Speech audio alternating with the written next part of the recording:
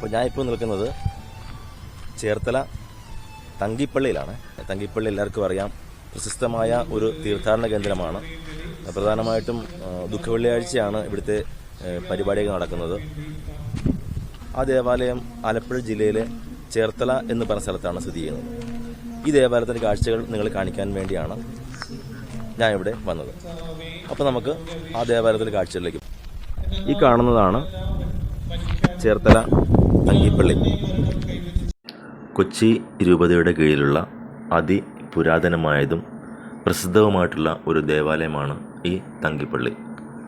ദുഃഖ വെള്ളിയാഴ്ചയാണ് ഈ ദേവാലയത്തിലെ പീഡാനുഭവ തിരുക്കർമ്മങ്ങളും അതിനോടനുബന്ധിച്ചുള്ള കുരിശിൻ്റെ വഴി, നേർച്ചക്കഞ്ഞി, മുട്ടിൽ നിരങ്ങിയുള്ള നേർച്ച, ഉരുള നേർച്ച, അങ്ങനെ ധാരാളം നേർച്ചകൾ ഇവിടെ നടക്കാറുണ്ട്.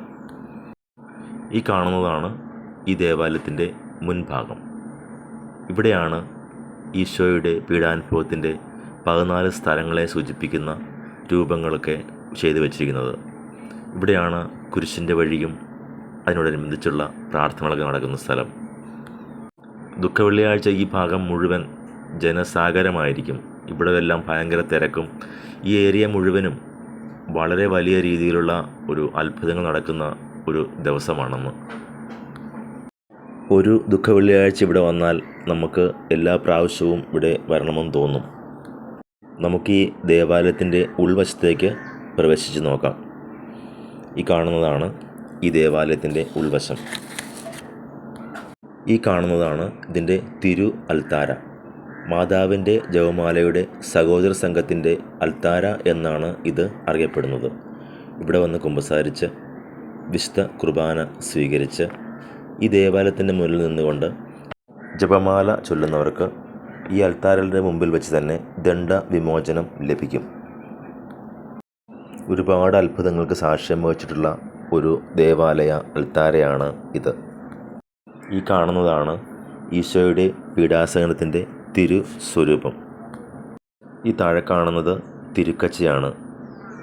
ഈശോയെ കല്ലറിൽ സംസ്കരിച്ചപ്പോൾ പൊതിഞ്ഞ തിരുക്കച്ചയുടെ തനി പകർപ്പാണിത്. ഇതിൻ്റെ സൈഡിലായിട്ട് എഴുതി വച്ചിരിക്കുന്നതാണ് ഈ കാണുന്നത്. ഈ രൂപത്തിൻ്റെ മുടി വളർന്നുകൊണ്ടിരിക്കുന്നുണ്ട്.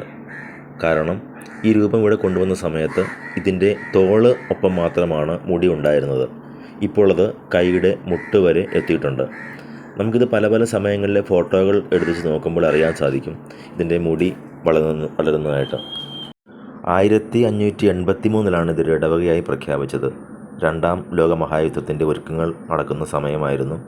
പോർച്ചുഗീസുകാരാണ് എല്ലാവരെയും ഒരുമിച്ച് ചേർത്ത് ഒരു ഇടവകയായി പ്രഖ്യാപിച്ചത്. ഈ പീഡാനുഭവ തിരുസ്വരൂപം ഈ ദേവാലയത്തിൽ കൊണ്ടുവന്നതിലും ഒരുപാട് ചരിത്രങ്ങളുണ്ട്. ഇതൊരു ഇടവക ദേവാലയമായി പ്രഖ്യാപിച്ച കാര്യം ഞാൻ പറഞ്ഞല്ലോ.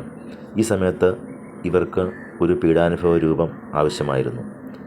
അപ്പോഴാണ് ഇവിടുത്തെ ഇടവക വികാരി ഇടവക ജനത്തോട് പറഞ്ഞത്, നിങ്ങളെല്ലാവരും ഒരു ദിവസം ചോറ് വയ്ക്കുവാൻ വേണ്ടി അരി എടുക്കുമ്പോൾ അതിൽ നിന്ന് ഒരു പിടി അരി മാറ്റിയിടുക.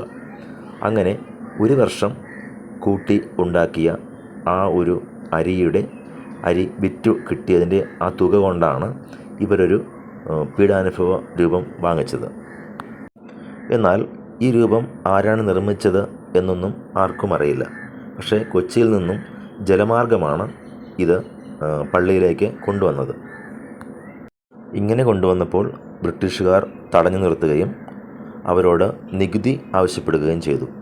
ഈ സമയത്ത് വലിയ ഒരു കൊടുങ്കാറ്റ് ഉണ്ടാവുകയും ബ്രിട്ടീഷുകാരുടെ കാവൽപ്പുര തകർന്നു വീഴുകയും ചെയ്തു. മാത്രമല്ല വള്ളം തനിയെ ഒഴുകി നീങ്ങി തങ്കിപ്പള്ളിയുടെ ആ സ്ഥലത്ത് വന്ന് അടുക്കുകയും ചെയ്തു. അങ്ങനെയാണ് ഈ രൂപം ഇവിടെ ആ സമയത്ത് സ്ഥാപിച്ചത്. ഇതിൻ്റെ സന്തോഷത്തിന് വേണ്ടിയിട്ട് അന്ന് ഇടവകയിൽ നേർച്ചക്കഞ്ഞി വെച്ച് വിതരണം ചെയ്തു. അത് കഴിച്ച എല്ലാവർക്കും രോഗസൗഖ്യം ഉണ്ടാവുകയും ചെയ്തു. ഇപ്പോൾ ഈ പള്ളിയിൽ എല്ലാ വെള്ളിയാഴ്ചയും കല്ലറ ജപം നടത്തുന്നുണ്ട്. കുർബാന, ആരാധന, നൊവേന, അങ്ങനെ എല്ലാ കാര്യങ്ങളും. അത് കഴിഞ്ഞപ്പോൾ ഏറ്റവും അവസാനം നേർച്ചക്കഞ്ഞി വിതരണവും ഉണ്ട്. ധാരാളം ആൾക്കാർ ഇവിടെ വന്ന് ഈ കല്ലറ ദൈവത്തിൽ സംബന്ധിക്കുന്നുണ്ട്. ഒരുപാട് രോഗസൗഖ്യങ്ങൾ, അത്ഭുതങ്ങൾ എല്ലാം നടക്കുന്നുണ്ട് ഇവിടെ. ഞാനിവിടെ പള്ളിയിൽ വന്നതിന് ശേഷം ഈ പള്ളിയുടെ പുറത്തോട്ട് ഇറങ്ങിയിട്ട് നല്ല വെയിലുള്ള സമയമാണ്. പക്ഷേ ഞാൻ വെയിലത്ത് കൂടിയാണെങ്കിലും ഈ പള്ളിയുടെ പുറം ഭാഗം എല്ലാം തന്നെ കുറേ നല്ല രീതിയിൽ വീഡിയോ എടുത്തു. ആ കാണുന്നതാണ് ഇതെല്ലാം. പള്ളിയുടെ ചുറ്റും നടക്കാനായിട്ട് ഒരുപാട് സമയമുണ്ട്. കാര്യം നല്ല വിസ്തൃതിയിലുള്ള ഒരു സ്ഥലമാണ് പള്ളിയുടെ പുറം ഭാഗം. ഒരുപാട് ഏരിയ ഉണ്ട് പള്ളിക്ക്. നമുക്ക് ദൂരെ നിന്ന് വരുന്നവർക്ക് ഇവിടെ നമ്മൾ മുൻകൂട്ടി അറിയിക്കുകയാണെങ്കിൽ നമുക്കുള്ള കഞ്ഞിയും നമ്മുടെ ഫ്രഷാകാനുള്ള സൗകര്യവും ഒക്കെ ഇവർ ഒരുക്കി തരുന്നതാണ് ദേവാലയത്തിൽ. ഈ തമിഴ്നാട്ടിൽ നിന്നും ഇന്ത്യയുടെ പല ഭാഗത്തു നിന്നും ഇവിടെ ധാരാളം ആൾക്കാർ ഇവിടെ വരാറുണ്ട്. വരുമ്പോൾ ചിലരൊക്കെ നേരത്തെ വിളിച്ച് പറയുകയാണെങ്കിൽ രാത്രി സമയങ്ങളിൽ ചിലപ്പോൾ വരും. അപ്പോൾ അവർക്കുള്ള കഞ്ഞിയും കാര്യങ്ങളും ഒക്കെ ഇവർ തയ്യാറാക്കി വയ്ക്കും. അതുകൂടാതെ ഇവിടെ ഫ്രഷാകാനുള്ള സൗകര്യമുണ്ട്. ഇതിന് ചുറ്റുപാടും ധാരാളം കടകളും കാര്യങ്ങളൊക്കെ ഉണ്ട്. നമുക്ക് ഇവിടെ വരുന്നത് കൊണ്ട് യാതൊരു ബുദ്ധിമുട്ടുമില്ല. ഇവിടുന്ന് ഏകദേശം ഒരു 1-1.5 കിലോമീറ്റർ ദൂരം മാത്രമേ ഉള്ളൂ.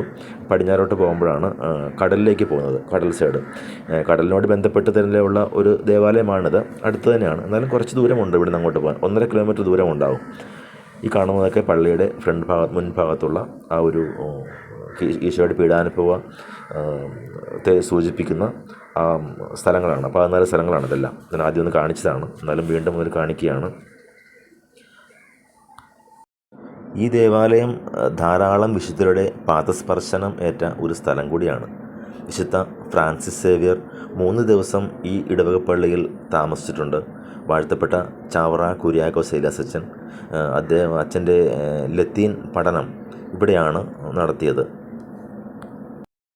അപ്പോൾ പറ്റുന്നവരൊക്കെ ഈ ദേവാലയത്തിൽ വരുവാനും ഇവിടെയൊക്കെ കാണുവാനും ഇവിടെ നിന്ന് പ്രാർത്ഥിക്കുവാനുമൊക്കെ ശ്രമിക്കുക. അപ്പോൾ എൻ്റെ ഈ വീഡിയോ ഇവിടെ പൂർണ്ണമാകുന്നു. നന്ദി.